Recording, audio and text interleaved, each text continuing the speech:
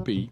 Je quitte la politique comme professionnel, mais je ne quitte pas l'action politique comme citoyen. Et ce que vous dites aujourd'hui, c'est sûr, je ne serai pas candidat en 2017. Ah bah écoutez, je n'ai pas cette intention.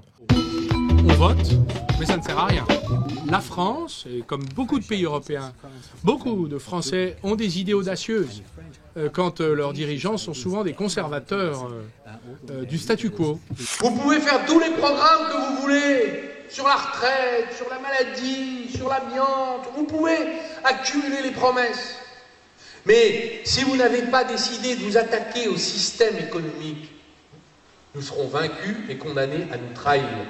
Dans une période où le pays s'interroge, où est-ce qu'on emmène la France? Quel est son projet?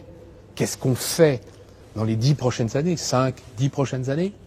S'il y a des responsabilités à prendre, je les prendrai. Toujours adhérent au PS, il prône un renouveau radical et fustige la politique actuelle. C'est un système aujourd'hui bloqué, tombé dans le formol, en tout cas au plan national.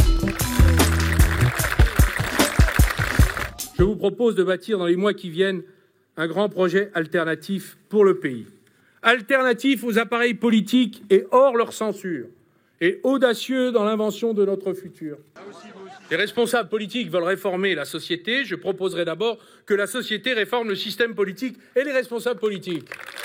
Vous avez eu des augmentations d'impôts importantes sur les retraités, qui avaient de petits revenus, et tout ça a eu pour conséquence de couler l'économie. Parce que, évidemment, quand vous n'avez pas de pouvoir d'achat, ben vous avez ce que les entrepreneurs ont constaté, vous avez l'économie qui s'est mise à l'arrêt. Et elle n'est toujours pas repartie. Toujours pas. C'est normal dans une collégialité qu'il y ait des désaccords. Mais il y a un moment, quand le désaccord est permanent, que l'arbitrage est constant, ou défavorablement constant, on va dire, eh bien, il faut partir. Nous pouvons cette fois l'emporter. Si je suis candidat au rassemblement d'une majorité de Français, c'est d'abord parce qu'il m'est impossible, comme à des millions de Français, de soutenir l'actuel président de la République.